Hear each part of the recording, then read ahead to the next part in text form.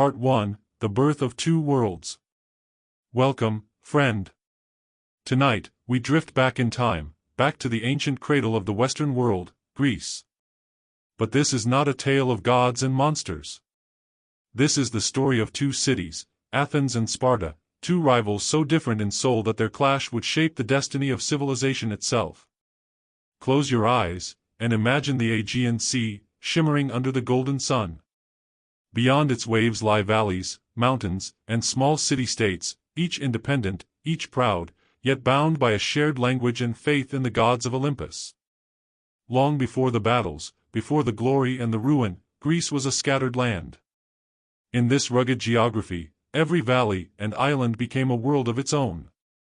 Out of this land rose two powers unlike any others, Athens, the city of reason and beauty, and Sparta, the city of discipline and strength. Athens began near the coasts of Attica, where olive trees danced in the wind. It was a place of thinkers and dreamers, poets and sailors. Here, the people believed that wisdom was the highest virtue, and freedom the greatest gift. In the shadow of the Acropolis, men gathered to debate, to build, to dream of democracy, a system new and daring, where citizens ruled themselves through words rather than swords. Far to the south, surrounded by mountains and rivers, Sparta grew differently. There, in the valley of Laconia, the people learned early that survival meant discipline. The Spartans built no great monuments, no temples of marble, no theaters for poets. Their art was the art of war. Their poetry was written in courage, their songs sung through silence. From the moment a Spartan child was born, life was a test of strength, loyalty, and endurance. The weak were left behind. The strong were molded into warriors. Two visions of life. Two paths for humanity. One of freedom and art, the other of duty and order. And though they shared the same gods, Zeus, Athena, Apollo, they worshipped them in spirit vastly apart. Athens, devoted to Athena, goddess of wisdom, believed that through reason and knowledge, man could rise closer to the divine. The Athenians built ships that carried them across the seas, trading, learning, connecting. In their bustling markets, voices mixed, traders from Asia, Egypt, and the islands spoke of philosophy, politics, and beauty. It was a city of sound and light. Sparta, devoted to Ares and Artemis Orthia, believed that perfection came through obedience. They lived not for luxury but for unity. To them, the greatest sin was cowardice. Their society was forged like iron, unbending, simple, pure. Even their kings were not above the law. Two kings ruled together, but both served a council and the people. Women in Sparta, unlike those in most lands, were respected and trained to be strong, for the Spartans believed that only strong women could bear strong sons. As centuries passed, both cities grew powerful, admired, and feared. Yet deep beneath their pride, a shadow was forming, the shadow of rivalry. For Greece was not vast enough for two destinies. And where Athens sought the mind's empire, Sparta sought the heart's control. Our story begins in the 5th century BCE, the Golden Age of Greece. Persia, the mighty empire to the east, had already set its eyes upon these small city-states. A storm was coming, a war that would unite Athens and Sparta for the first time. But unity, born of necessity, often sows the seeds of future division. It began with whispers across the Aegean. The Persian king Darius demanded tribute, submission. Many cities bowed. But Athens refused. They chose defiance. Sparta, too, heard the call of resistance. And though they were so unlike, both saw the threat. Thus began the Persian Wars, the first great test of Greek courage. Imagine the plain of Marathon, where a small Athenian army faced the vast Persian host. The sky burned red with dawn, and the air trembled with fear and faith. The Athenians fought not for conquest, but for the right to think freely, to live without chains. Against all odds, they triumphed, their victory echoing across the sea. When the news reached Sparta, even the proud warriors nodded in respect. The Athenians had earned their place among heroes. But soon, the Persians would return, greater, angrier, unstoppable. And this time, Greece would need every sword, every shield, every dream. Far away in the Spartan valley, King Leonidas gathered his 300 men chosen not for number, but for heart. They marched north, not for victory, but for honor. At Thermopylae, in a narrow pass between mountain and sea, they stood against the endless tide. The world remembers their sacrifice, how the Spartans and their allies held the Persians for days, until the last man fell. Even as they died, they inspired Greece to fight on. And when the smoke cleared, when Athens was burned and rebuilt, a new era dawned, one where Athens rose like a phoenix, powerful and proud. Yet with glory came ambition.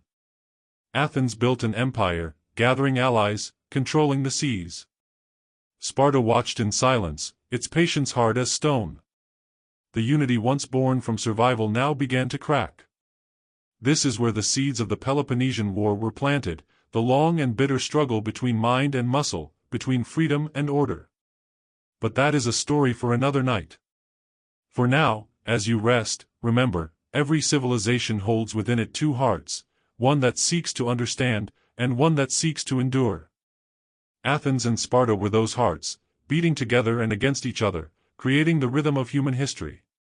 So close your eyes, and let the waves of the Aegean carry you to sleep, where marble columns glow under moonlight, where the voices of warriors and philosophers still whisper through the ruins.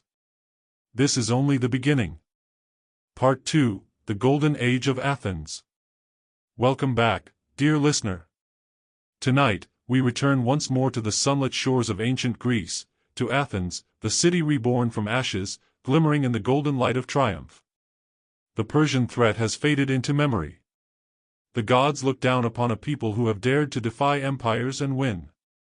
The scars of war remain, but in their place, Athens begins to dream again, grander than ever before. This is the dawn of the Golden Age, the time of Pericles, of art, philosophy, and power. The war had tested Athens, but it had also revealed its spirit. The Athenians rebuilt their homes, their temples, their markets. Atop the rocky hill of the Acropolis, they began to raise a monument that would stand for eternity, the Parthenon, a temple to their protector, Athena. Each stone was carved with devotion, each column rising like a hymn to wisdom and beauty. Workers, artists, sculptors, and thinkers all came together to create not just a building, but a symbol of what mankind could achieve when guided by vision instead of fear. Pericles, the man who led Athens through this rebirth, was not a king. Athens had no kings now. He was a statesman, calm, eloquent, and unyielding. He believed that Athens was destined for greatness, not through war alone, but through the power of the human mind. Under his guidance, the city blossomed into the center of the ancient world. Trade flowed through its ports, ideas through its schools, and beauty through its streets. In the marketplace, the agora, men gathered to talk about everything: justice, truth, the stars, the gods. From these simple conversations emerged philosophy, a new way of seeing the world. One of those voices belonged to Socrates, a man who asked questions that had no easy answers. He walked barefoot through the city, speaking to anyone who would listen: merchants, soldiers, even slaves, asking them what courage meant, what justice was, what it truly meant to live a good life. Many thought him strange, but his questions would echo for centuries. Elsewhere, in the theater of Dionysus, playwrights told stories that explored the soul, tragedy and comedy, joy and sorrow. There, under the open sky, citizens watched as actors in masks portrayed kings and beggars, gods and mortals.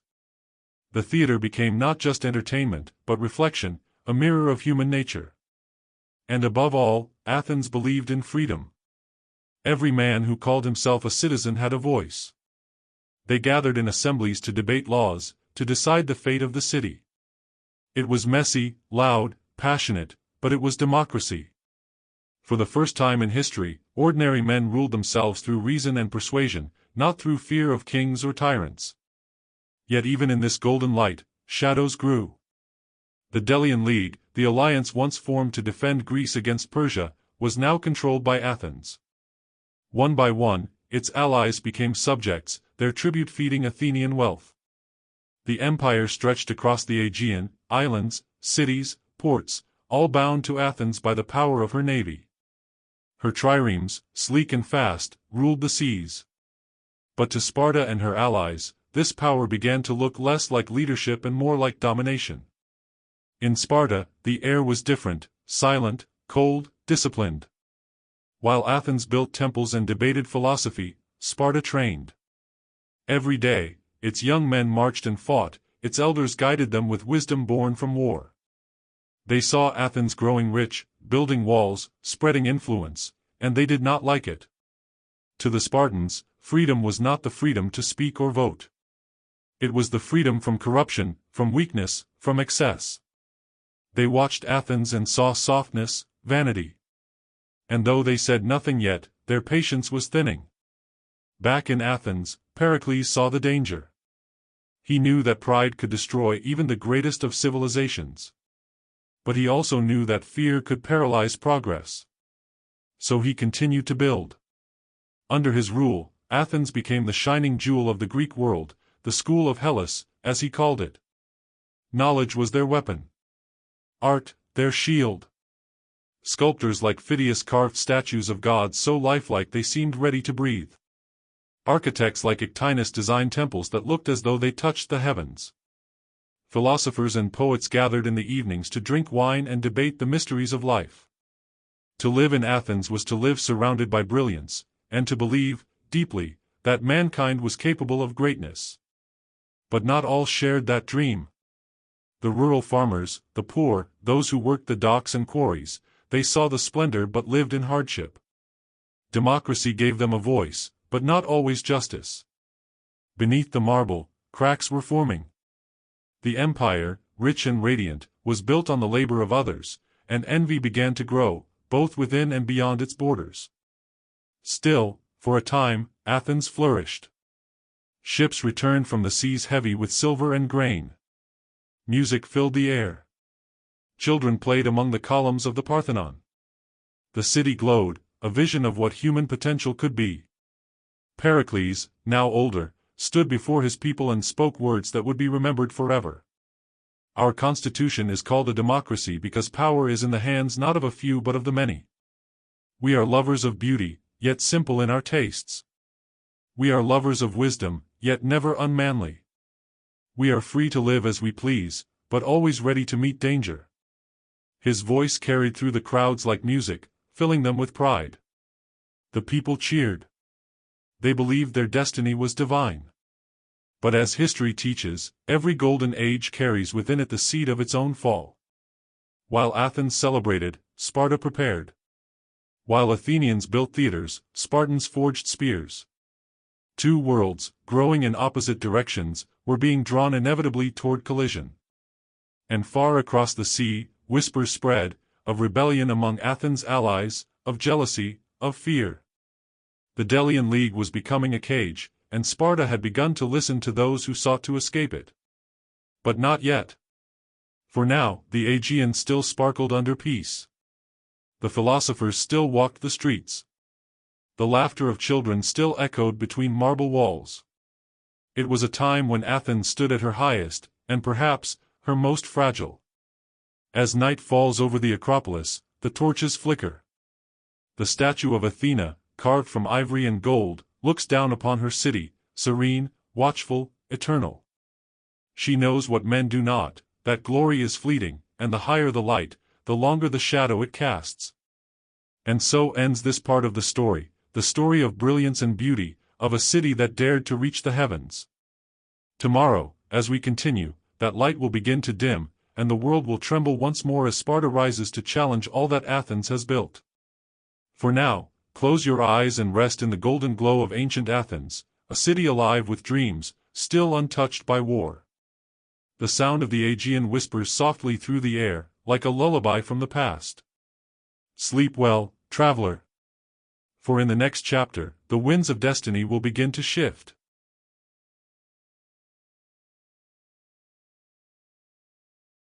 Part 3, The Shadows of Rivalry. The sun still shone brightly upon Greece, but beneath its light, a storm was gathering. Athens, radiant in marble and wisdom, had reached the height of her glory.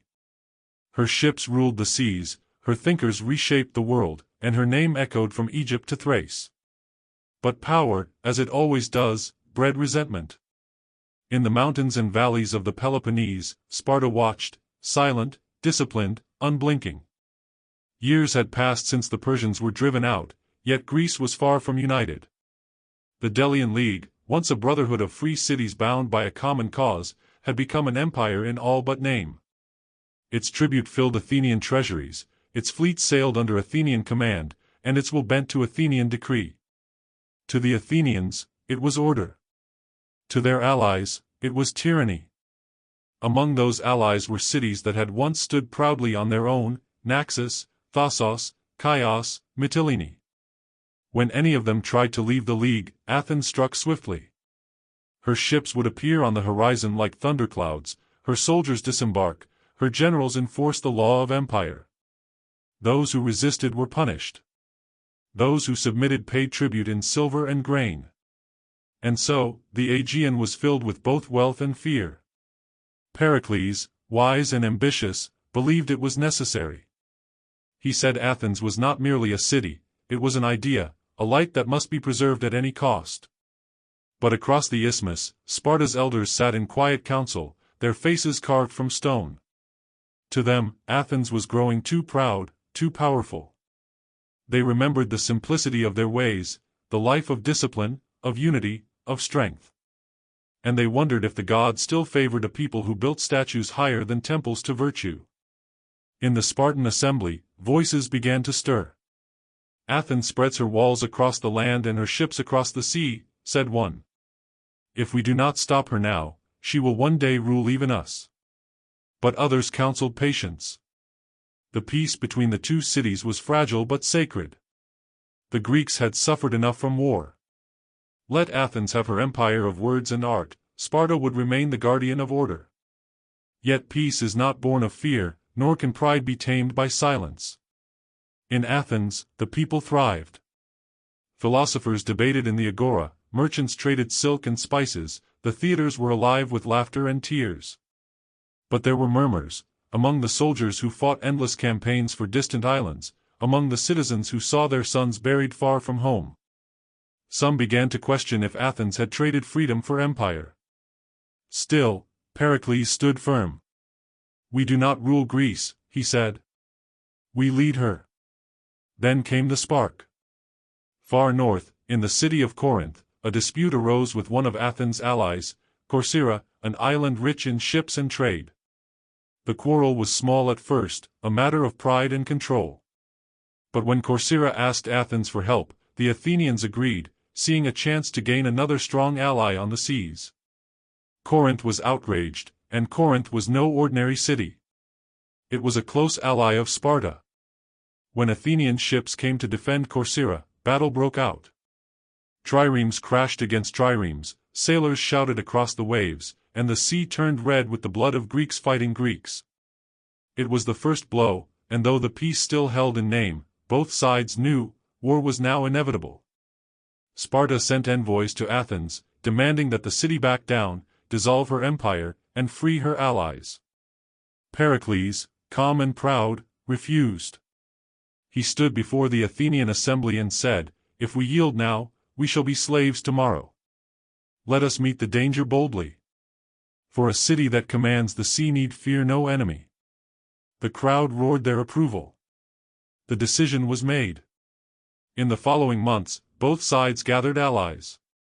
The Greek world began to divide itself, Athens and her naval empire on one side, Sparta and her land-based confederation on the other. Brothers, friends, even families found themselves on opposite sides of a growing divide. The winds of destiny had begun to shift. And as the two great powers armed themselves, the air across Greece grew heavy. Farmers harvested their fields in silence, knowing it might be their last peaceful season. Blacksmiths worked through the night, hammering bronze into helmets and shields. Priests sacrificed to the gods, praying that the madness of men might be spared from divine wrath. In the shadow of the Parthenon, Pericles looked out over his city. The harbor of Piraeus glittered with ships, hundreds of triremes, their sails furled, their crews ready. Athens had become a fortress of the sea. Yet even as he watched, he must have known the cost. War, once begun, rarely ends where men expect it to. In Sparta, King Archidamus gathered his generals. "We are not eager for war," he said quietly, "but neither can we live forever in the shadow of another's power." And so, preparations began. The Spartans summoned their allies from the Peloponnesus, Corinth, Thebes, Elis, and many more. Their army, unmatched on land, would march when the time came. And then, one day in the spring of 431 BCE, that time arrived. The Spartan army crossed the border into Attica, marching in silence beneath their red cloaks and bronze helmets. Fields were burned, villages destroyed, families fled to the safety of Athens' walls. Smoke rose in dark columns across the countryside. The war had begun. Inside the city, Pericles ordered the people not to fight on land. "Let them burn our fields," he said, "for we shall rule the sea." His strategy was simple: avoid direct battle with Sparta's unbeatable army, and use the navy to strike where they were weak. It was a plan of patience and endurance. But the people suffered. Thousands crowded inside the city walls, refugees from the countryside. The streets grew crowded, food became scarce, tempers short. Disease began to spread. What began as protection soon became a prison. The Golden City turned gray with misery. And then came the plague. No one knew where it began, perhaps in the port, carried by merchants and sailors, but within weeks, it swept through Athens like a curse. Fever, coughing, madness. Even the priests could not stop it. Men died in the streets, families vanished overnight, and even Pericles himself fell ill. The people began to lose faith. They looked to the gods, but the temples were full of the dead. When Pericles finally stood before them again, pale and weak, he said, "We must endure. Greatness is not measured by ease, but by what we survive." Yet in his eyes there was sorrow. He knew that the Athens he had built, the shining city of art and wisdom, was fading. Outside the walls, the Spartans waited, patient and cold. They would return year after year, burning and retreating, striking and vanishing. Inside, Athens clung to its ships, its democracy, its pride. Two ways of life had now collided: freedom against discipline, art against order, words against silence. The Peloponnesian War had truly begun. And though no one knew it yet, it would last nearly 3 decades, and leave Greece forever changed. As the night deepens, imagine the sound of the Athenian harbor, the creak of ships, the wind over the sails, the flicker of torches on the water. The stars above watch silently, knowing that beneath them, men dream of victory and write their fate in blood. Sleep now, as history marches on, for when dawn comes, Athens and Sparta will be locked in a struggle that will test not only their armies, but the very soul of civilization itself. Part 3: The Shadows of Rivalry. The sun still shone brightly upon Greece, but beneath its light, a storm was gathering. Athens, radiant in marble and wisdom, had reached the height of her glory. Her ships ruled the seas, her thinkers reshaped the world, and her name echoed from Egypt to Thrace. But power, as it always does, bred resentment. In the mountains and valleys of the Peloponnese, Sparta watched, silent, disciplined, unblinking. Years had passed since the Persians were driven out, yet Greece was far from united. The Delian League, once a brotherhood of free cities bound by a common cause, had become an empire in all but name. Its tribute filled Athenian treasuries, its fleet sailed under Athenian command, and its will bent to Athenian decree. To the Athenians, it was order. To their allies, it was tyranny.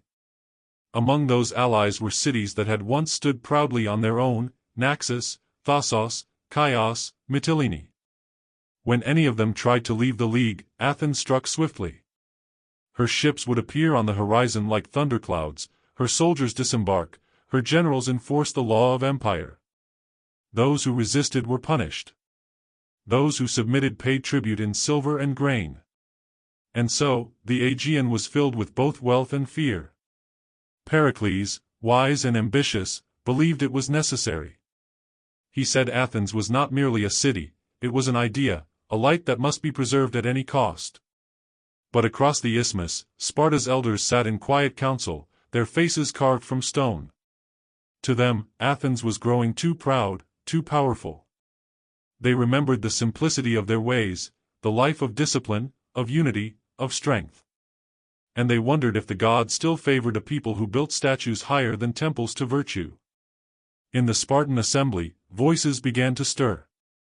"Athens spreads her walls across the land and her ships across the sea," said one. "If we do not stop her now, she will one day rule even us." But others counseled patience. The peace between the two cities was fragile but sacred. The Greeks had suffered enough from war. Let Athens have her empire of words and art, Sparta would remain the guardian of order. Yet peace is not born of fear, nor can pride be tamed by silence. In Athens, the people thrived. Philosophers debated in the agora, merchants traded silk and spices, the theaters were alive with laughter and tears. But there were murmurs, among the soldiers who fought endless campaigns for distant islands, among the citizens who saw their sons buried far from home. Some began to question if Athens had traded freedom for empire. Still, Pericles stood firm. "We do not rule Greece," he said. "We lead her." Then came the spark. Far north, in the city of Corinth, a dispute arose with one of Athens' allies, Corcyra, an island rich in ships and trade. The quarrel was small at first, a matter of pride and control. But when Corcyra asked Athens for help, the Athenians agreed, seeing a chance to gain another strong ally on the seas. Corinth was outraged, and Corinth was no ordinary city. It was a close ally of Sparta. When Athenian ships came to defend Corcyra, battle broke out. Triremes crashed against triremes, sailors shouted across the waves, and the sea turned red with the blood of Greeks fighting Greeks. It was the first blow, and though the peace still held in name, both sides knew, war was now inevitable. Sparta sent envoys to Athens, demanding that the city back down, dissolve her empire, and free her allies. Pericles, calm and proud, refused. He stood before the Athenian assembly and said, "If we yield now, we shall be slaves tomorrow. Let us meet the danger boldly. For a city that commands the sea need fear no enemy." The crowd roared their approval. The decision was made. In the following months, both sides gathered allies. The Greek world began to divide itself, Athens and her naval empire on one side, Sparta and her land-based confederation on the other. Brothers, friends, even families found themselves on opposite sides of a growing divide. The winds of destiny had begun to shift. And as the two great powers armed themselves, the air across Greece grew heavy. Farmers harvested their fields in silence, knowing it might be their last peaceful season. Blacksmiths worked through the night, hammering bronze into helmets and shields. Priests sacrificed to the gods, praying that the madness of men might be spared from divine wrath. In the shadow of the Parthenon, Pericles looked out over his city. The harbor of Piraeus glittered with ships, hundreds of triremes, their sails furled, their crews ready. Athens had become a fortress of the sea. Yet even as he watched, he must have known the cost. War, once begun, rarely ends where men expect it to. In Sparta, King Archidamus gathered his generals. "We are not eager for war," he said quietly, "but neither can we live forever in the shadow of another's power." And so, preparations began. The Spartans summoned their allies from the Peloponnesus, Corinth, Thebes, Elis, and many more. Their army, unmatched on land, would march when the time came. And then, one day in the spring of 431 BCE, that time arrived. The Spartan army crossed the border into Attica, marching in silence beneath their red cloaks and bronze helmets. Fields were burned, villages destroyed, families fled to the safety of Athens' walls. Smoke rose in dark columns across the countryside, the war had begun. Inside the city, Pericles ordered the people not to fight on land. "Let them burn our fields," he said, "for we shall rule the sea." His strategy was simple: avoid direct battle with Sparta's unbeatable army, and use the navy to strike where they were weak. It was a plan of patience and endurance. But the people suffered. Thousands crowded inside the city walls, refugees from the countryside. The streets grew crowded, food became scarce, tempers short. Disease began to spread. What began as protection soon became a prison. The Golden City turned gray with misery. And then came the plague. No one knew where it began, perhaps in the port, carried by merchants and sailors, but within weeks, it swept through Athens like a curse.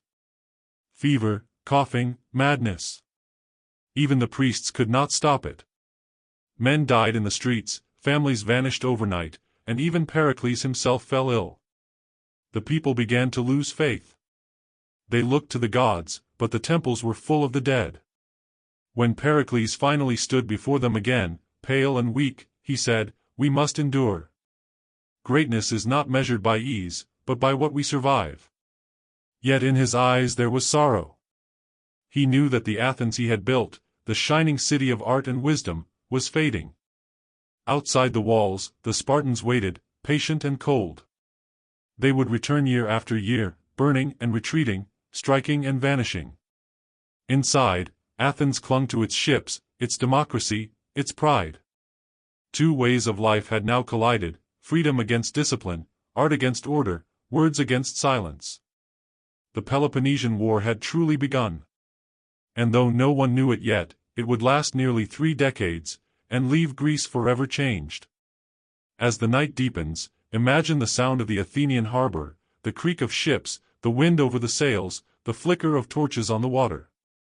The stars above watch silently, knowing that beneath them, men dream of victory and write their fate in blood. Sleep now, as history marches on, for when dawn comes, Athens and Sparta will be locked in a struggle that will test not only their armies, but the very soul of civilization itself. Part 5, The Fall of the Eagle. The sun had set on the glory of Athens, yet the city still breathed. It was a wounded lion, scarred, starving, but unbroken. The Sicilian disaster had drained its strength, and yet the people refused to yield. From every ruined home, from every corner of the marketplace, there rose the same whispered words, "We will not fall." But war does not listen to hope. It listens to hunger, and Athens was starving. The Spartans, guided by Alcibiades, the man who had once been Athens' own, began to tighten their grip. Under the command of the ruthless Spartan general Lysander, their ships spread across the Aegean, choking off Athens' trade routes one by one. The sea, which had once been Athens' pride, became her prison. Inside the city walls, food grew scarce. The grain ships from Egypt and the Black Sea no longer came. Families rationed every crumb. The once bustling agora was now silent, merchants had nothing to sell. Children grew thin, their laughter fading into the hollow echo of empty streets. Still, the assembly met. The philosophers still spoke. And in dimly lit houses, poets still recited verses about glory and freedom, as though words could fill the stomachs of a dying people. The navy was rebuilt, barely. Old men returned to the oars, boys too young to shave took up arms. Athens had once ruled an empire of hundreds of ships, now, each vessel that floated was a miracle of desperation and faith. The Spartans struck again and again. Their allies, once fearful, now grew bold. Persian gold poured into Sparta's war chest, financing fleets that even the proud Athenian shipbuilders could not match. And behind it all, Alcibiades whispered advice to both sides, always shifting, always surviving. For a time, Athens found brief hope. A new generation of admirals rose, men hardened by loss and driven by vengeance.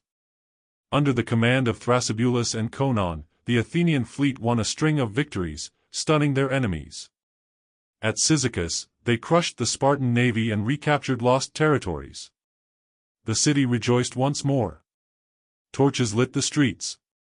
For a brief moment, it felt as if the gods had forgiven them. But fate is cruel to those who forget its lessons. Athens' enemies learned, adapted, and returned with greater force. The Persians, ever cunning, shifted their support again, backing Sparta more openly. Lysander, relentless and cold, reorganized his fleets. He moved with patience, striking not in open battle, but in strategy, cutting off supplies, isolating allies, waiting for the moment when Athens would make a fatal mistake. That moment came at Aegospotami. The Athenian fleet, exhausted and hungry, had anchored along the barren shore of the Hellespont. Across the narrow water, Lysander waited. Day after day, the Athenians watched, expecting battle. But none came. Their vigilance waned. Men wandered inland for food. Discipline loosened. And then, without warning, the Spartan fleet struck. It was over in moments. The Athenians were caught off guard, their ships scattered, their sailors slaughtered or captured. Only a handful escaped to carry the news home. When the survivors reached Athens, the city did not cry. It was too tired for tears. The people gathered silently as the truth spread: the fleet, the heart of Athens, was gone. Without it, there would be no grain, no defense, no hope. The Spartans marched north. They built a fortress at Decelia, cutting off Athens' last supply lines. The countryside burned again. Refugees poured into the already starving city. And above the Acropolis, the once bright fires of the goddess Athena burned low. For months, Athens endured the siege. People ate roots, leather, anything that could be chewed. Dogs disappeared from the streets. The night air was filled with the sound of quiet weeping. And still, they refused to surrender. But even courage has limits. One night, under a moonless sky, the assembly met for the last time. The voices were low, trembling with hunger and grief. Some argued to fight to the last man. Others, their eyes hollow, begged for peace. Finally, a decision was made. The next morning, white flags were raised above the walls of Athens. When the Spartan army entered the city, there was no triumphal parade. Lysander ordered silence. There would be no cheering, no gloating. The victors walked through empty streets, through temples cracked and blackened by fire, through homes filled with the ghosts of the dead. At the harbor of Piraeus, the Spartan soldiers began tearing down the long walls, the massive stone arteries that had once connected Athens to the sea. As the walls crumbled, flutes played, and the Spartans called it the liberation of Greece. But for the Athenians, it was the death of a dream. Democracy was dissolved. A council of 30 men, later known as the 30 Tyrants, took control under Spartan supervision. They ruled with fear and blood, executing those who spoke against them, seizing property, silencing philosophers. Among those who watched this horror unfold was Socrates, the old philosopher who had taught men like Alcibiades to think freely. Now, in a city where freedom itself had been chained, his words sounded like defiance. Yet even in defeat, Athens did not die. Beneath the tyranny, in the hearts of her people, something ancient still lived, a belief that no wall, no army, no empire could destroy the idea of liberty. Months later, brave exiles led by Thrasybulus returned from Thebes. They gathered a small army of loyalists and fought to reclaim their city. In a series of daring skirmishes, they overthrew the 30 tyrants and restored democracy, scarred, humbled, but alive. Athens would never again be the power she once was. The age of empires had passed. But her spirit, her art, her philosophy, her faith in reason and debate, would live on for thousands of years. And Sparta, though victorious, soon found that ruling Greece was harder than conquering it. Her rigid system began to crack, her army stretched thin, her allies resentful. Within a generation, even mighty Sparta would fade. The Peloponnesian War had no true winners, only survivors.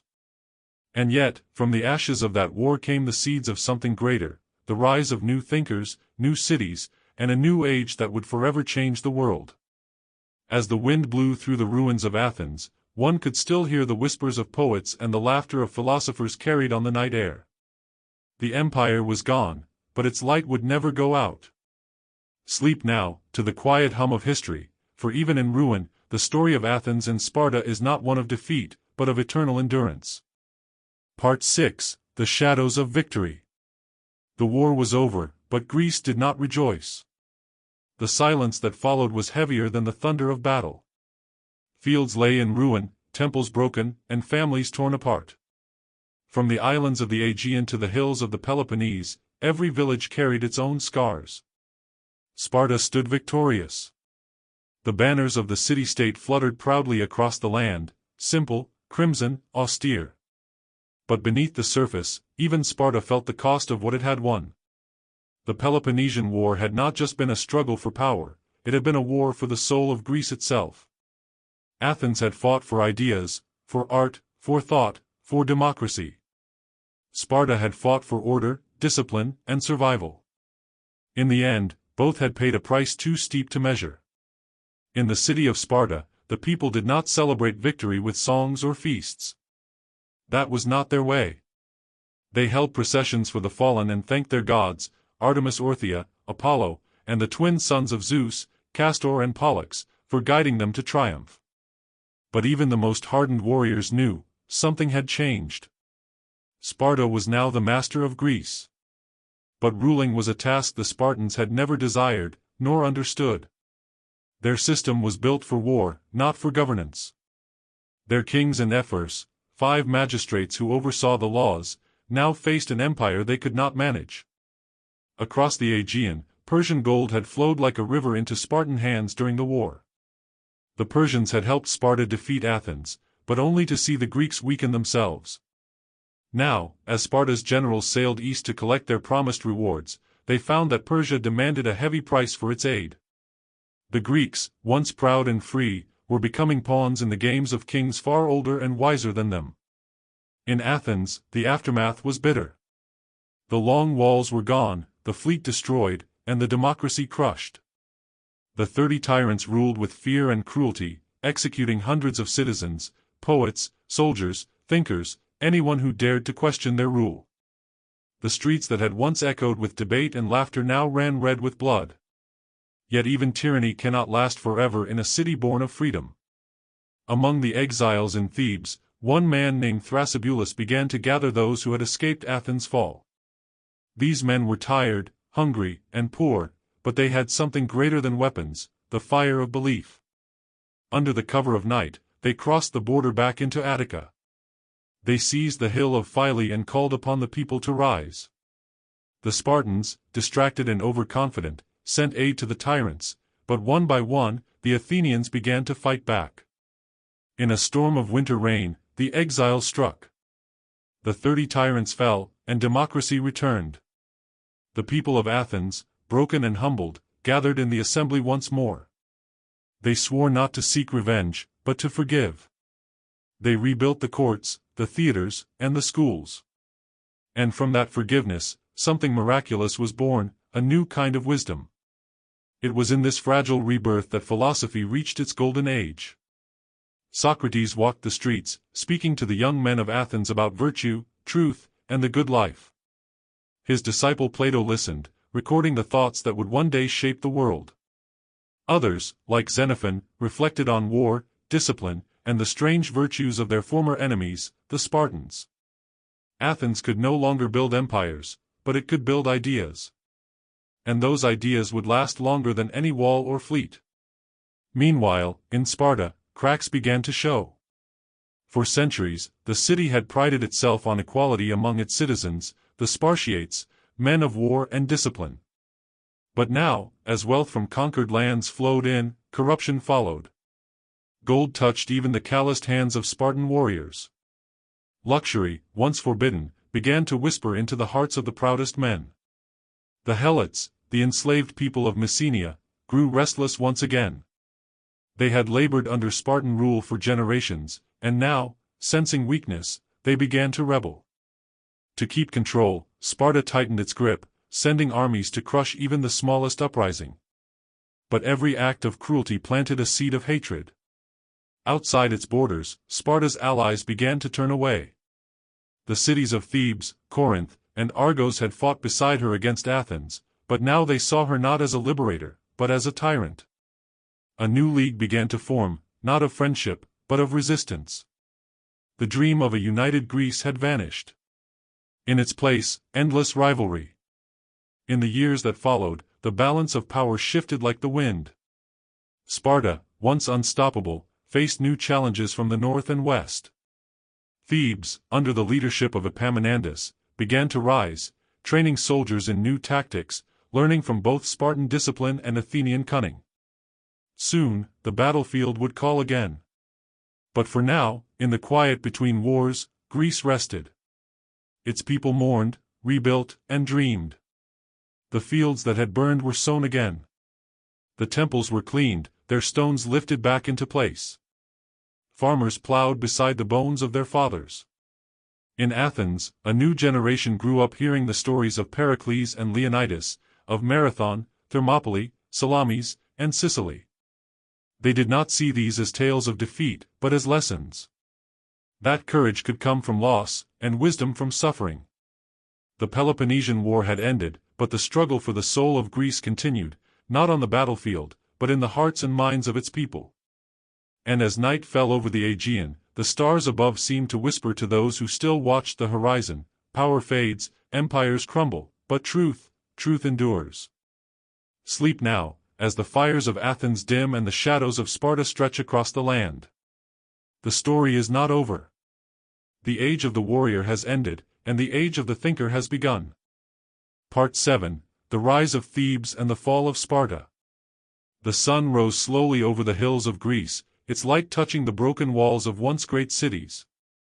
The scars of war still marked the land, temples burned, olive groves turned to dust, the bones of heroes buried beneath forgotten soil. Yet amid the quiet ruin, new powers began to stir. The gods, it seemed, were not finished with Greece. Sparta, the victor of the Peloponnesian War, ruled over the Greek world like a stern guardian. Its king sent governors and garrisons into other cities, ensuring obedience through fear. What had once been an alliance, the Peloponnesian League, had become an empire in all but name. But Spartan strength, like a blade kept too long in battle, began to dull. For Sparta had never known how to rule the hearts of free men. The city could command obedience, but not loyalty. Its warriors could win fields, but not faith.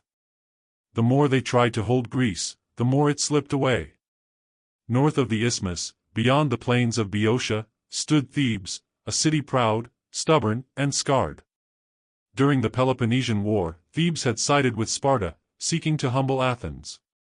But victory had brought no reward, only Spartan soldiers in their streets. And Thebes, long used to its own independence, began to seethe under their presence. It began with whispers in the night. Secret meetings in temples. Murmured oaths before the gods. Thebes would rise. And so it did. One winter night, a band of exiles slipped into the city, disguised as travelers. Among them was Pelopidas, a man of courage and vision, and with him, his friend, Epaminondas, the quiet thinker who would change the fate of Greece. They struck swiftly, killing the Spartan-backed rulers and calling the people to arms.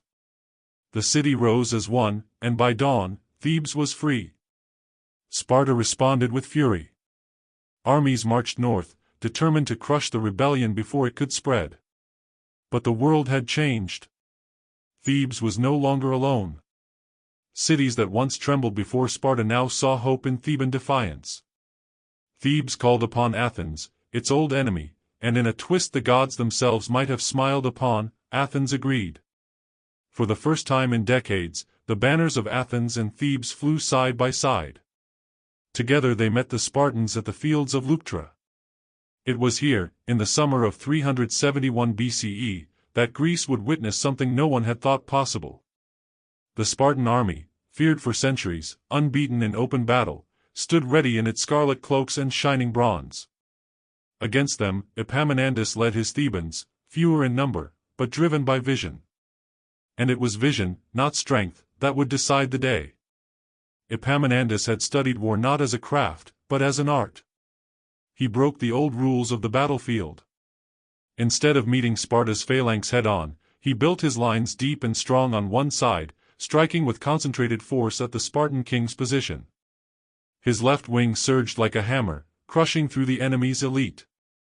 King Cleombrotus of Sparta fell where he stood, pierced by spears. The Spartan ranks wavered, then broke. For the first time in history, Sparta's army fled. The shock rippled across Greece like thunder. The unthinkable had happened. Sparta had fallen. Its aura of invincibility, its legend of perfect warriors, gone in a single afternoon. In the aftermath, Thebes rose to power. Epaminondas and Pelopidas became heroes not of one city, but of all Greece. They marched south, liberating Messenia, freeing the Helots who had been enslaved for centuries. On the plains where Spartans once trained, the freed Messenians built new cities, raising temples to the gods of liberty. For a moment, it seemed as if Greece might find balance again. Thebes was strong, but wise. Athens was recovering, turning its gaze once more to the arts, to philosophy, to the stars. But balance, like peace, was fragile. In freeing others, Thebes had created rivals. The old jealousies of the Greek cities, envy, pride, the thirst for glory, returned. The dream of unity faded once again. In the years that followed, Peloponnesus was slain in battle, and Epaminondas met his end at Mantinea, struck by a spear as he led his men to one last victory. As he fell, his soldiers wept. He smiled and asked if his shield was safe. When they told him it was, he said softly, "Then all is well," and died. With his death, Thebes' light began to dim. The city that had defeated Sparta could not hold its place for long. The endless cycle of rise and fall continued, as if the gods themselves were playing a cruel game with the hearts of men. And yet, amid all this turmoil, something greater was happening, quietly, far to the north. In a land called Macedon, beyond the mountains, a young prince named Philip was watching, learning. He studied the wars of the Greeks, their strengths, their mistakes, their endless pride. He swore he would do what none had done before, unite Greece, not by friendship or fear, but by force. In time, he would send his son, a boy named Alexander, to do what even the gods had never dared, to conquer the world. But that is still to come. For now, the fires of war had cooled, and the land of Greece breathed once more. The fields of Leuctra were silent, the bones of Spartans resting beneath the grass. Thebes stood proud but weary. Athens glowed with quiet wisdom. And the sea, that eternal witness, whispered against the shores of history. The people of Greece went to their temples again, asking the old questions. Was glory worth the pain it brought? Did victory ever truly last? Or were they all simply actors in a story the gods had already written? Sleep, traveler. The wars are not over, but their echoes have grown faint. The songs of heroes fade into memory, and in the distance, a new dawn begins to glow. For Greece, as always, is not dead. It only dreams. Part 8, The Rise of Macedon and the Shadow of a New Empire. The wind over Greece had grown still. The fires of Thebes had dimmed, the proud voices of Athens spoke more softly now, and Sparta, once a name that made men tremble, stood quiet beneath its mountains. Yet history, like the sea, never rests. Even when calm on the surface, there are currents below, pulling unseen. In the far north of Greece, beyond the plains and olive groves, lay a kingdom that few in Athens had ever taken seriously. Macedon, a land of hills, forests, and hardy shepherds. To the great cities of the south, it was a backwater, a place of rough warriors and simple kings. But from this soil, something powerful was rising. A boy had watched the endless wars of Greece from afar. He had seen the Spartans fall, the Athenians fade, and Thebes burn bright before dying out. His name was Philip.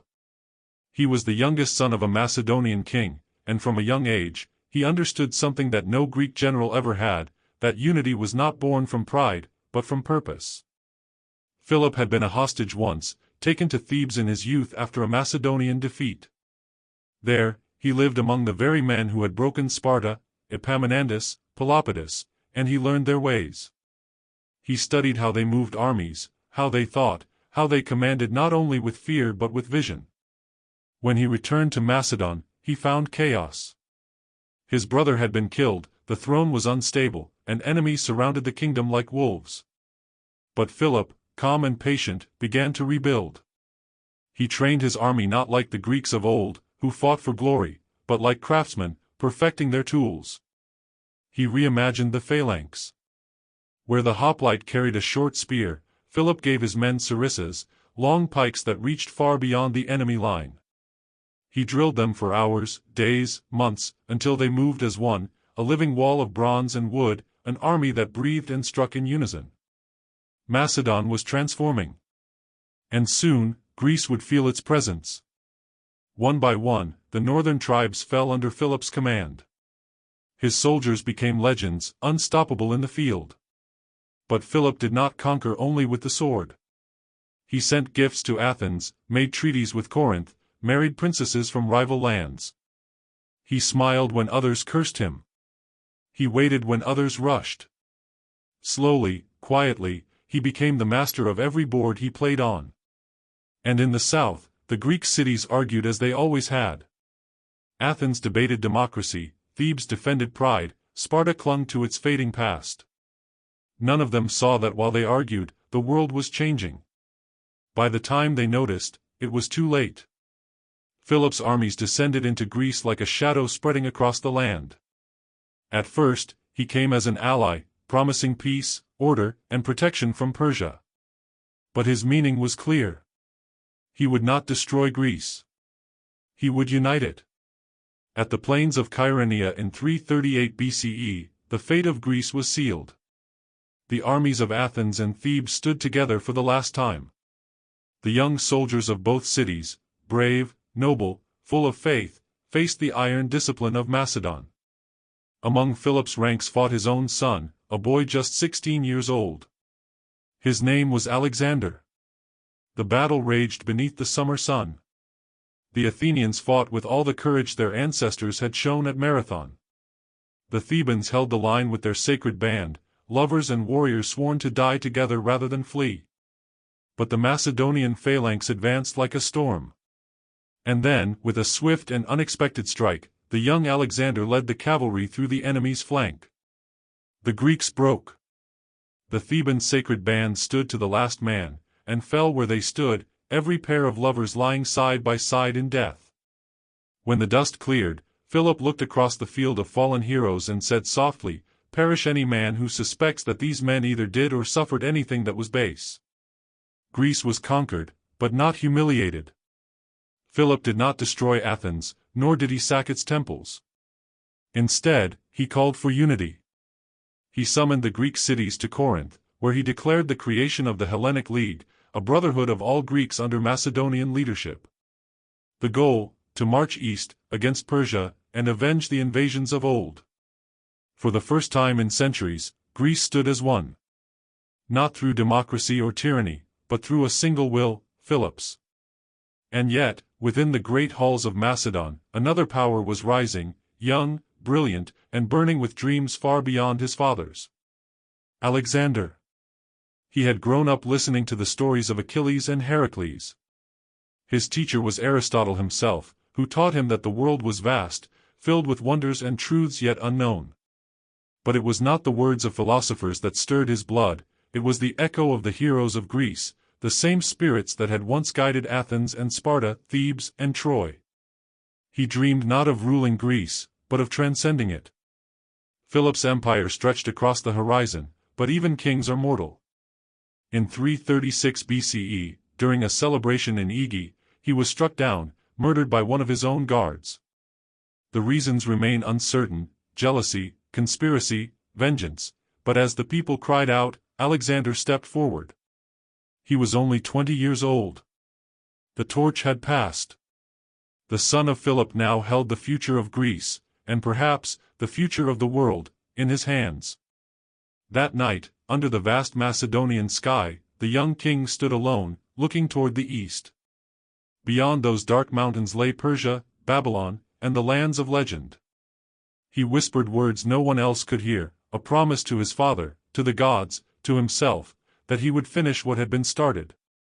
The wind carried his vow over the hills and across the sleeping cities of Greece, through the empty training grounds of Sparta, through the silent temples of Thebes, through the marble streets of Athens where old philosophers spoke softly to the stars.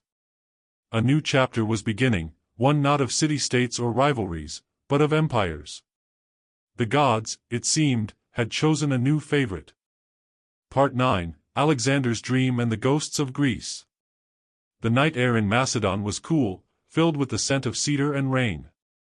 In the palace at Pella, a young king prepared for destiny. Alexander stood before a map spread across a wooden table, the outline of the world as the Greeks knew it.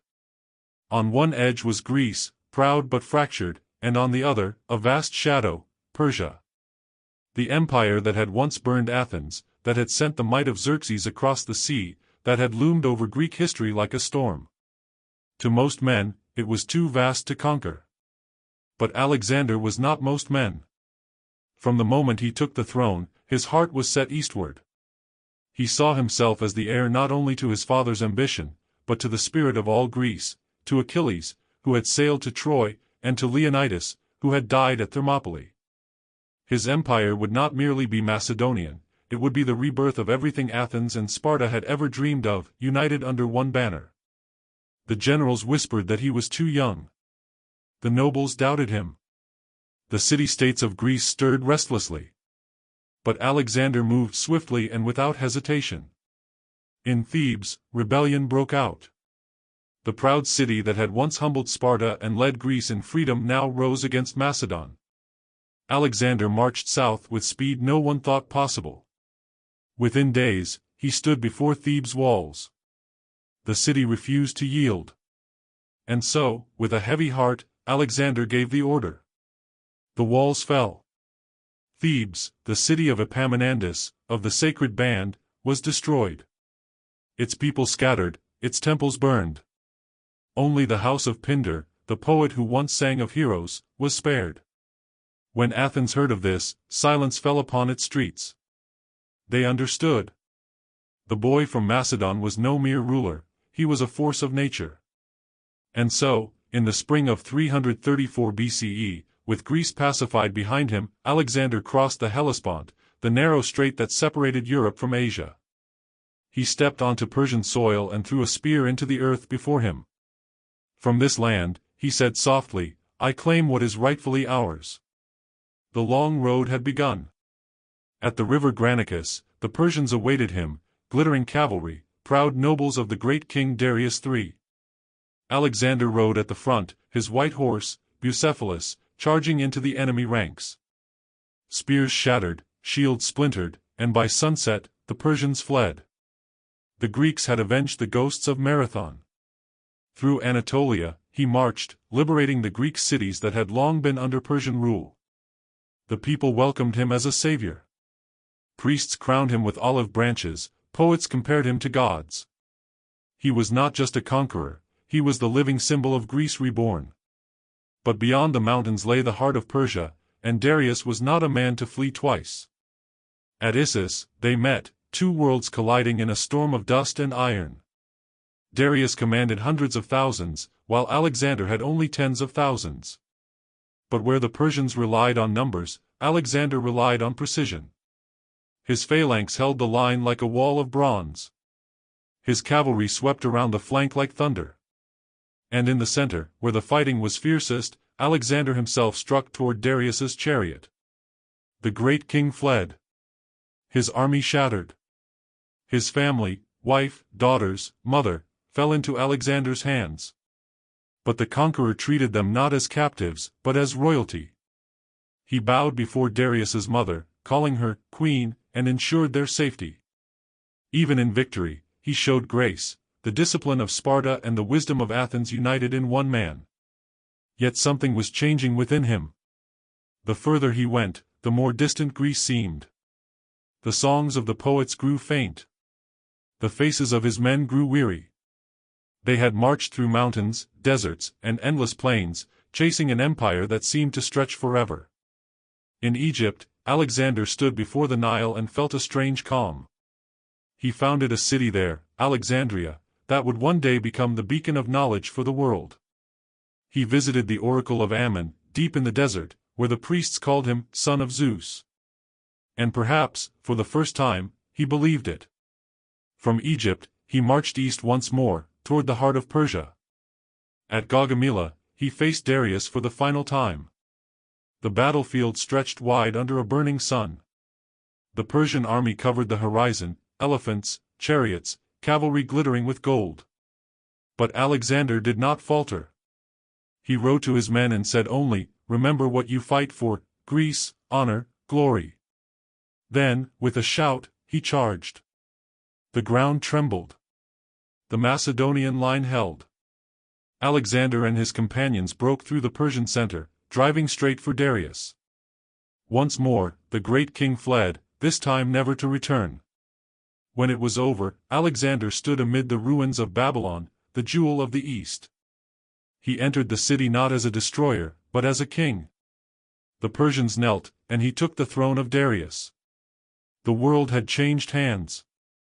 But even as he sat in the great palace of Persepolis, looking at the gold and the firelight dancing on the walls, he felt no joy. He thought of Athens, its marble gleaming in the sun. He thought of Sparta's quiet hills, where warriors once trained from childhood. He thought of his father, Philip, whose dream had become reality. He had conquered the world, yet he wondered if he had lost Greece in the process. The old philosophers had warned of it, that power without reflection leads to ruin. Alexander began to dress like the Persians, to adopt their customs. His generals whispered. His old friends from Greece grew uneasy. The boy who once carried the dreams of a nation now carried the weight of an empire. Still, he marched on, eastward, ever eastward. Toward lands no Greek had ever seen, chasing something beyond conquest. Glory, perhaps. Or immortality. And behind him, in the lands of Greece, the old cities watched. Athens debated, as it always had. Sparta trained, though no longer for war. The children of those who once fought at Marathon now told stories of the man who had united them all. The age of Athens and Sparta had passed, but their spirit lived on, riding with Alexander beneath the endless stars. He was the echo of their greatness, and the seed of what would come next, a world where Greek thought, Greek art, Greek courage would spread across continents. And yet, in the quiet corners of his heart, Alexander still dreamed of home, of the blue seas, the olive trees, and the voice of his mother calling him by his name, before he was a king, before he was legend. History would remember him as Alexander the Great. But to Greece, to the ghosts of Athens and Sparta, he was something deeper. He was their final chapter, and their everlasting echo. Part 10, The Shattered Empire and the Eternal Flame of Greece. The sun was high above Babylon when the world began to change. Alexander the Great, conqueror of nations, heir to the dreams of Athens and Sparta, stood at the edge of everything he had built. The air shimmered with heat, and beyond the palace walls, the markets of the East murmured in a dozen languages. Gold from Persia. Spices from India. Scrolls from Egypt. The world had come together, for the first time, under one crown. And yet, in the silence of his chambers, Alexander was alone. His soldiers had followed him for more than a decade, through deserts, over mountains, across rivers so wide they seemed endless. They had watched comrades fall, cities burn, and empires crumble. They had watched their king become something larger than life, part man, part myth. But they were tired. They wanted to go home. To see the green hills of Macedon again. To hear the laughter of children in the streets of Pella. To touch the soil of Greece, the land that had made them who they were. Alexander, though, could not stop. His eyes were fixed on the horizon, on lands beyond India, on the edge of the known world. His dreams had grown too vast for any single kingdom to contain. And so, one night, under the humid sky of Babylon, the boy who had once tamed Bucephalus fell ill. His fever rose like fire, and his generals gathered around him, silent and helpless. They asked who should inherit his empire. He struggled to speak, his voice a whisper in the dark. To the strongest, he said. Then he closed his eyes. The man who had united Greece and conquered the world was gone. For days, Babylon wept. Soldiers stood by the river, washing their armor in silence. Priests burned incense, offering prayers to the gods. And in the great palace, his body was laid upon a golden bed, wreathed in flowers and myrrh. But already, the world he built was breaking apart. His generals, the Diadochi, began to argue. Each wanted a piece of the dream. Ptolemy took Egypt. Seleucus claimed Persia. Antigonus and Cassander fought for Greece and Macedon. The empire fractured like glass struck by lightning, and from its pieces, new kingdoms emerged. The age of Alexander was over. Back in Greece, the old city-states stirred once more. Athens watched with sorrow, remembering how the world had once looked to it for wisdom. Sparta, too, still trained its youth, but its strength was no longer feared. The world had changed, empires, not cities, now ruled. And yet, though their armies had faded, their spirit lived on. In Athens, philosophers gathered in the shaded courtyards of the Lyceum. There, beneath columns of marble, they discussed the meaning of virtue, of truth, of life itself. Aristotle's teaching spread across the lands, carried by the students of his students, into Asia, into Egypt, into the minds of those who would shape the next 1,000 years. In the libraries of Alexandria, Greek scholars copied scrolls and mapped the stars.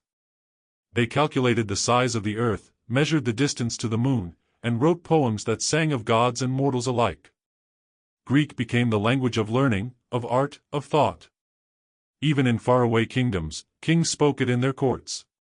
Athens, once humbled by Sparta, had now conquered the world, not by sword, but by mind. And Sparta? Though its armies no longer marched across Greece, its legacy endured in a different form, in discipline, in order, in the admiration of those who saw in it a symbol of courage and simplicity. Roman generals, centuries later, would study the ways of Sparta. Its name became a legend, a word whispered in admiration for those who lived without fear. As the centuries passed, Greece fell under the shadow of new powers, first the Macedonians, then the Romans. But even as foreign banners flew above its temples, Greece's spirit remained unconquered. Its ideas became the foundation of the world that followed. When Rome rose, it looked to Greece for its soul. The poets of Rome copied the verses of Homer. The sculptors imitated the grace of Athenian art. The philosophers studied Plato and Aristotle.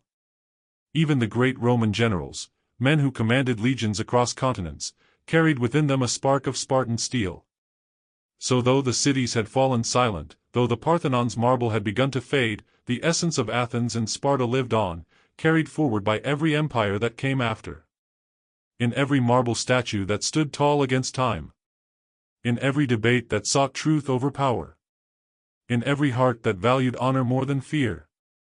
The world had changed, yes. The warriors of Thermopylae were long gone. The orators of Athens no longer spoke to crowded assemblies. But in another way, they had never left. Their voices echoed in the words of kings and poets, in the dreams of artists and thinkers who looked up at the same stars and wondered, what does it mean to be great? And in that question, whispered softly through history, the rivalry between Athens and Sparta found its peace. For one had taught the world to think. The other had taught it to stand firm. Together, they had built the foundation of what we call civilization.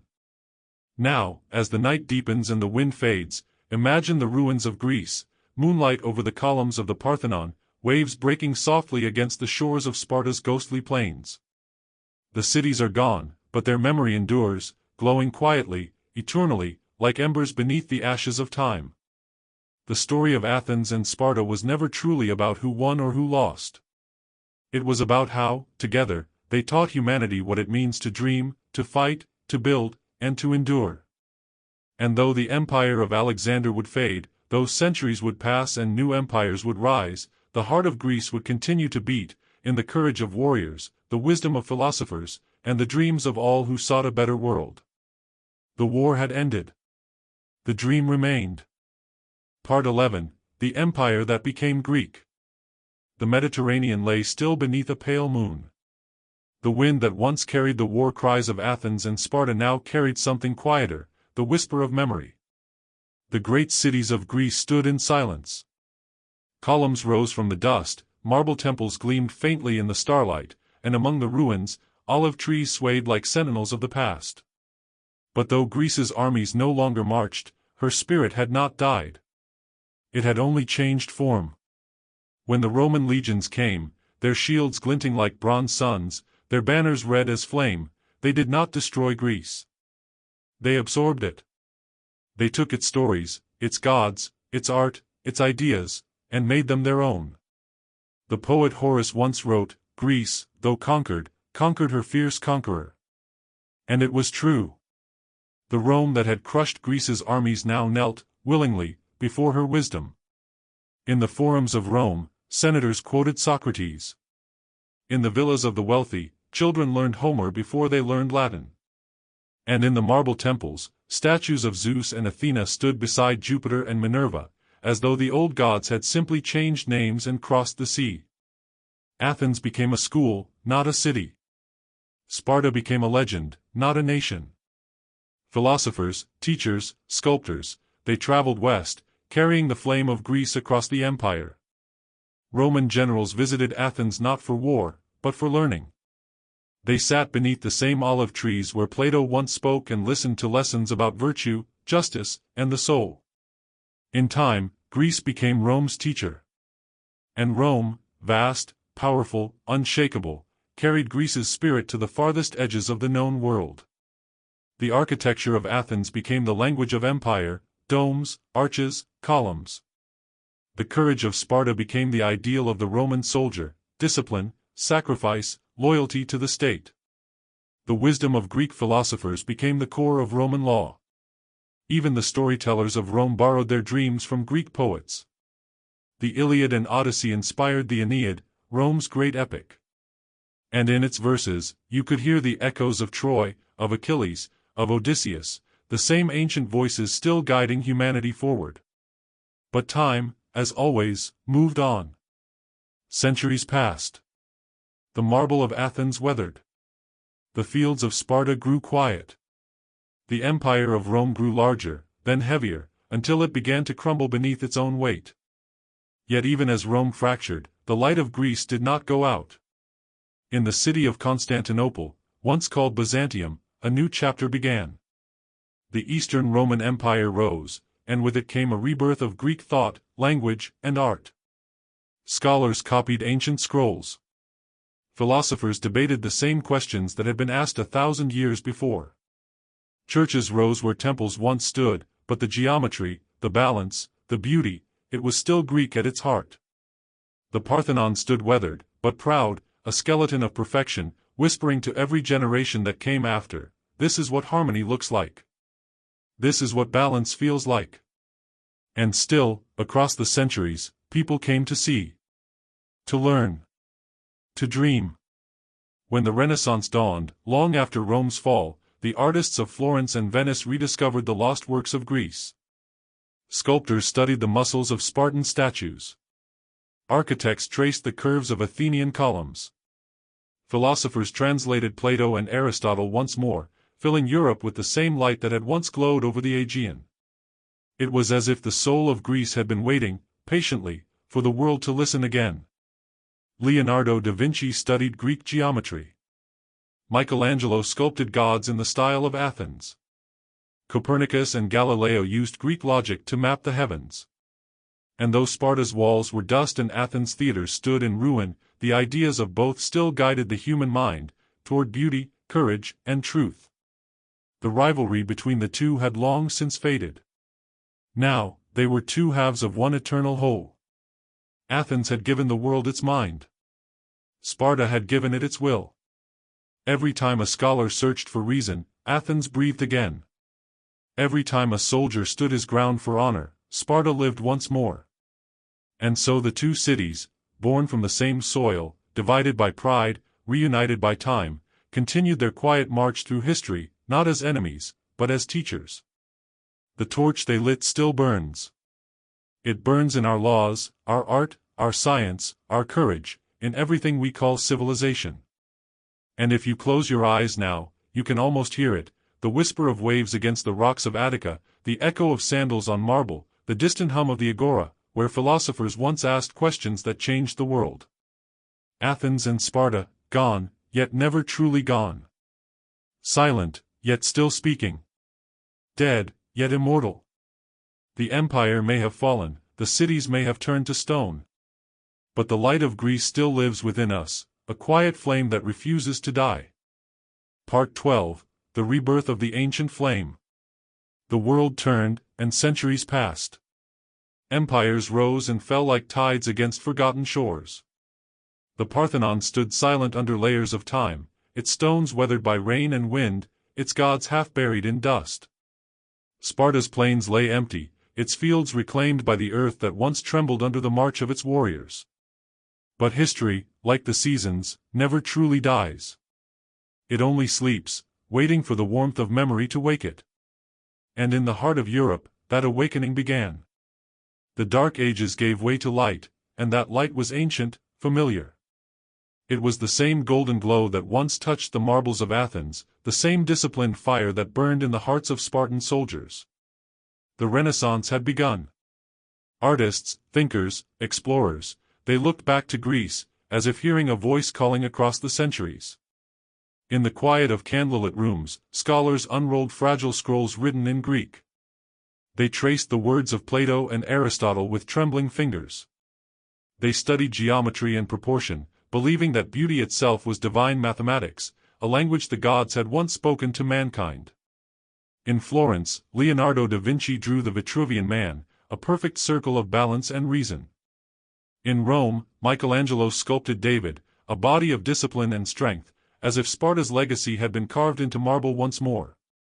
Athens was alive in their imagination. Sparta pulsed in their craft. Across Europe, the lost ideals of harmony, virtue, and courage returned like spring after endless winter. And yet, the world that emerged was not simply Greek, it was a fusion. Athens taught men to think again. Sparta reminded them to act. Reason and strength, intellect and discipline, walked together once more.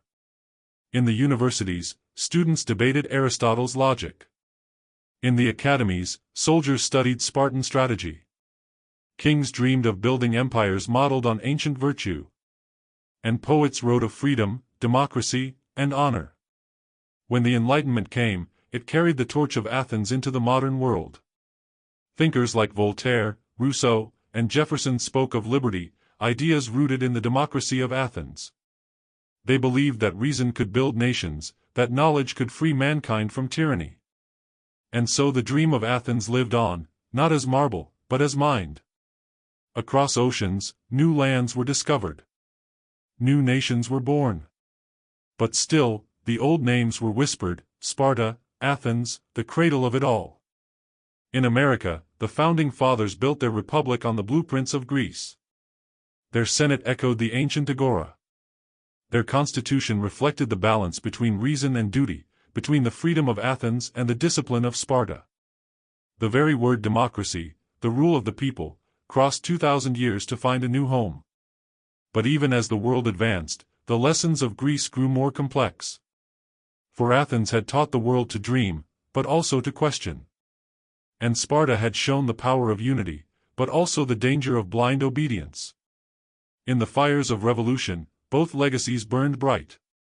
In France, the people rose, chanting liberty and equality, words that could have echoed in the Athenian assembly. Yet the discipline of armies, the call to duty and sacrifice, that was Sparta's voice, echoing too.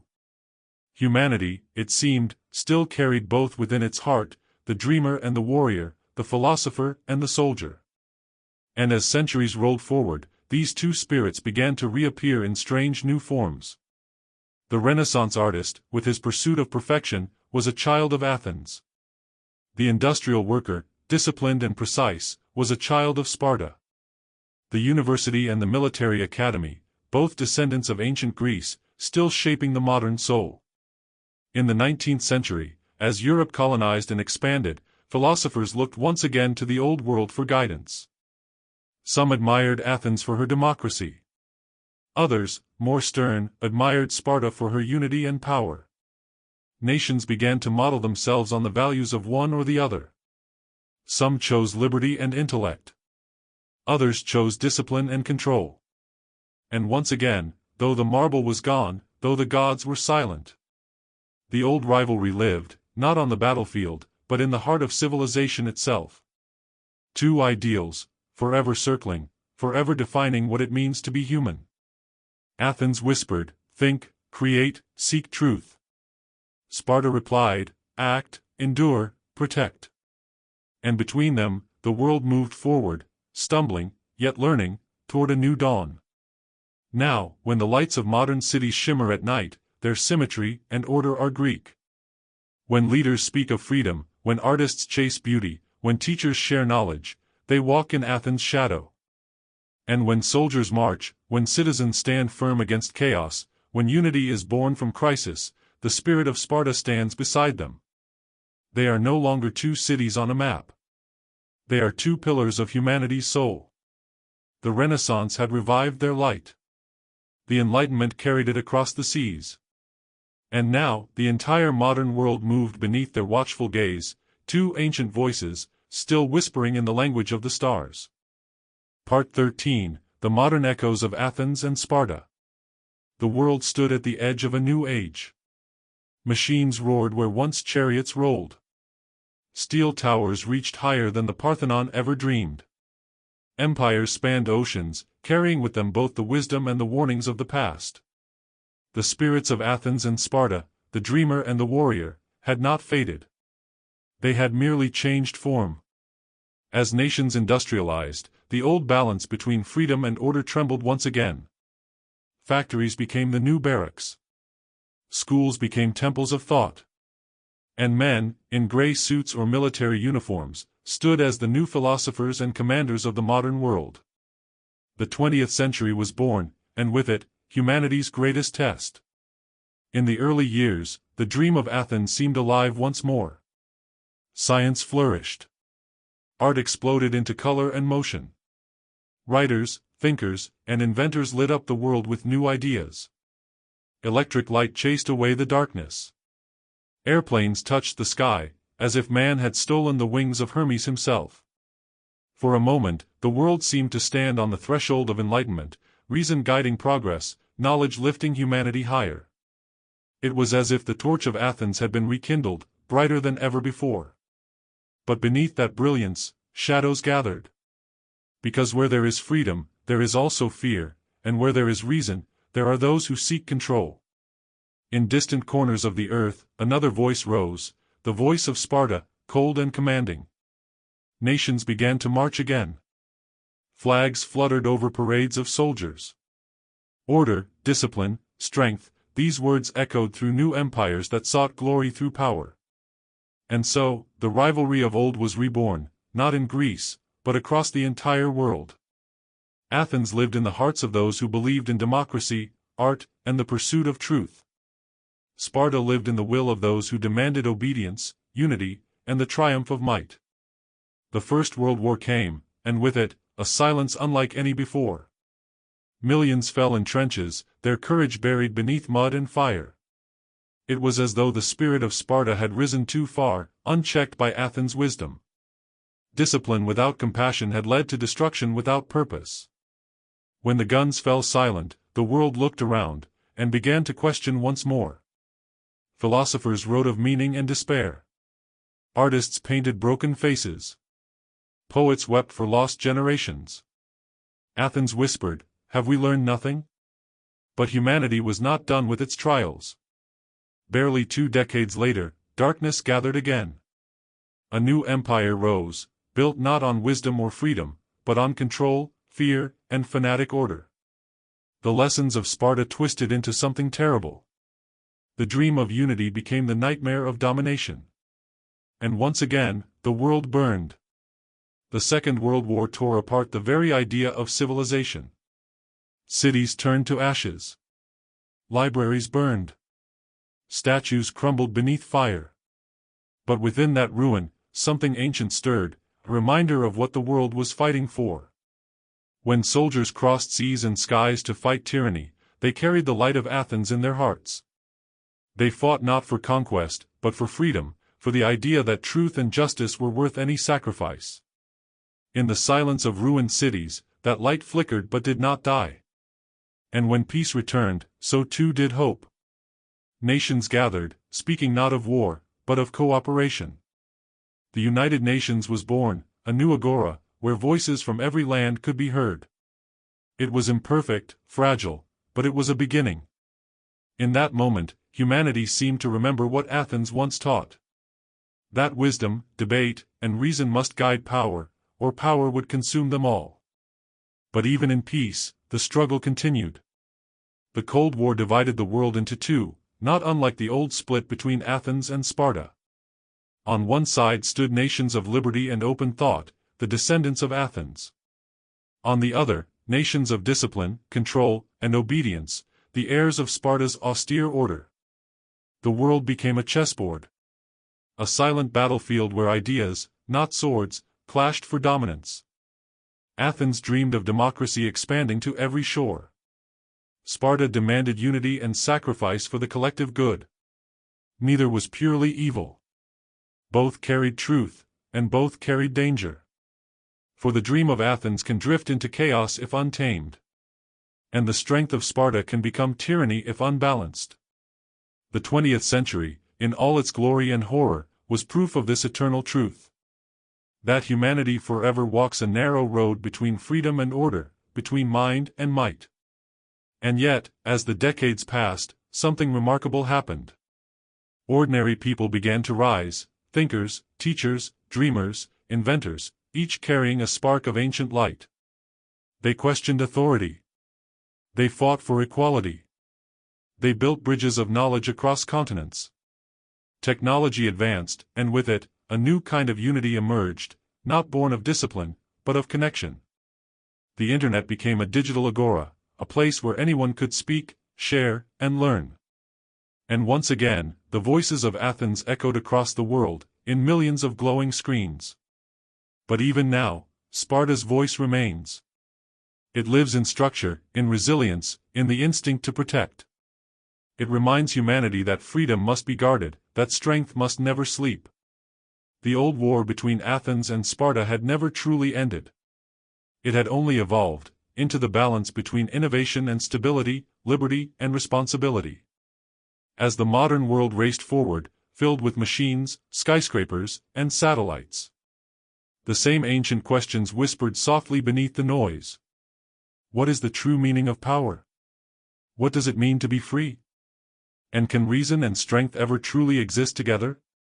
The story of Athens and Sparta, it seems, was not just history, it was prophecy. A mirror for every age. A reminder that within every person lies both, the philosopher and the warrior. And in the quiet of the night, when the cities fall silent and the stars return, you can still feel them watching. Two spirits of an ancient world, whispering to one another across the centuries. The world changes, but man remains the same. Part 14, The Digital Age, Athens Reborn, Sparta Remembered. The 21st century began not with chariots or marching soldiers, but with silence, the kind that hums behind glowing screens. The world was changing faster than it ever had before. No armies marched through the streets, no philosophers debated in marble courtyards. And yet, the old battle continued. Athens and Sparta still lived, not in cities of stone, but in the hearts of billions. Their spirits had found a new battlefield, the digital world. Athens was reborn in the glow of the Internet. It was a world built on knowledge, curiosity, and connection. A place where anyone could speak, share, and dream. For the first time in history, the voice of the philosopher could reach across oceans in seconds. A poet in one land could move the heart of a reader on the other side of the planet. Ideas, once trapped in books and lecture halls, now danced freely through light and code. It was a new golden age. A world where art, science, and creativity seemed limitless. People gathered in digital agoras, forums, channels, and streams, where ideas collided and evolved faster than ever. Athens smiled once more. But far beneath the surface, Sparta stirred. Because with connection came chaos. With freedom came noise. And in a world where everyone could speak, the power of truth began to blur. As billions of voices shouted at once. Some sought order again. A guiding hand, a structure, a rule. Governments built walls of data instead of stone. Algorithms became the new laws. Surveillance replaced the Spartan watchtower. And behind every glowing screen, unseen armies gathered, not with spears, but with code. The digital age had given humanity infinite freedom. And yet, a strange new kind of control crept in through the wires. Athens had dreamed of open knowledge. Sparta had dreamed of perfect discipline. Now, both dreams lived side by side. woven into a single, fragile web that covered the earth. In this new world, strength was no longer measured in muscle or armor, but in information, in who could control the flow of truth. Once, armies fought for land. Now, nations fought for data. Once, kings ruled by sword. Now, power was held by networks, unseen, unending. And yet, even in this vast maze of machines and messages, the human heart remained unchanged. The people of Athens, the dreamers, creators, thinkers, used technology to reach new heights. They painted in pixels. They built digital temples of art and music. They created worlds within worlds. Realms where imagination had no limit.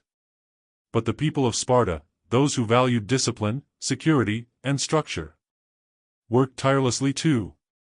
They built systems to protect the fragile order.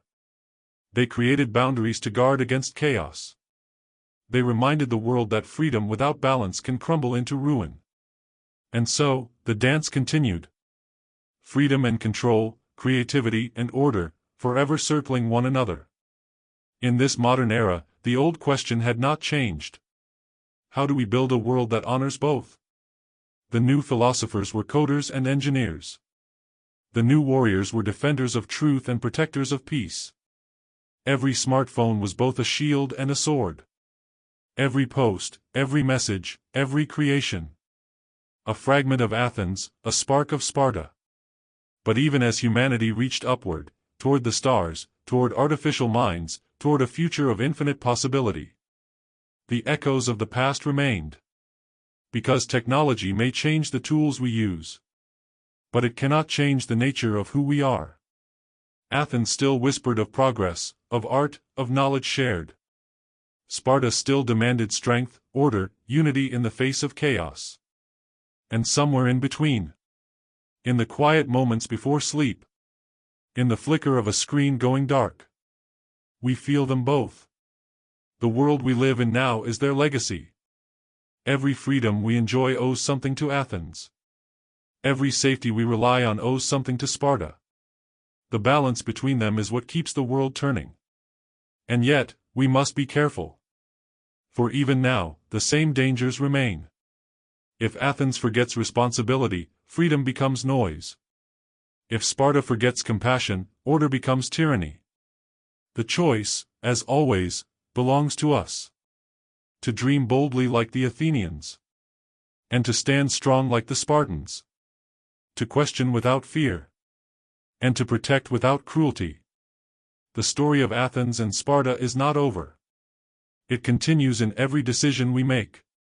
In every law, every invention, every dream. And perhaps, one day, when humanity looks beyond the earth to the stars, we will carry with us the same eternal struggle. The philosopher and the warrior. Side by side, guiding us toward whatever comes next. In the end, it was never about who won. It was about what we learned. And the greatest lesson of all is that both Athens and Sparta live within us. Part 15, The Eternal Echo, When Legends Become Light. The story of Athens and Sparta does not end with ruins. It does not end in battlefields, in marble dust, or in forgotten tombs. It ends where all great stories end, in memory, in meaning, in the quiet rhythm of time. Centuries have passed since the last Spartan spear met an Athenian shield. The winds have carried away the cries of warriors. And the laughter of philosophers has faded into the breeze that moves across the Aegean Sea. Yet somehow, their voices still echo. If you stand among the stones of the Acropolis at dawn, and listen closely, you might still hear them. Whispers of courage, ambition, and eternal rivalry. Because Athens and Sparta were never just cities. They were ideas, two sides of the human soul.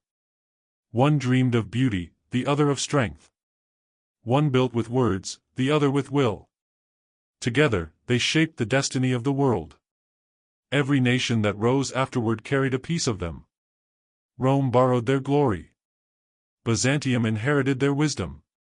Europe sculpted itself upon their ruins. And every civilization since, from the scholars of Baghdad to the builders of Paris, has walked in their footsteps, knowingly or not. Athens taught humanity how to dream, how to question, to think, to see beyond the horizon. Sparta taught us how to endure, how to fight for order, for purpose, for the survival of all we hold sacred. When science was born, Athens smiled. When soldiers defended the innocent, Sparta stood watch. They were never truly gone.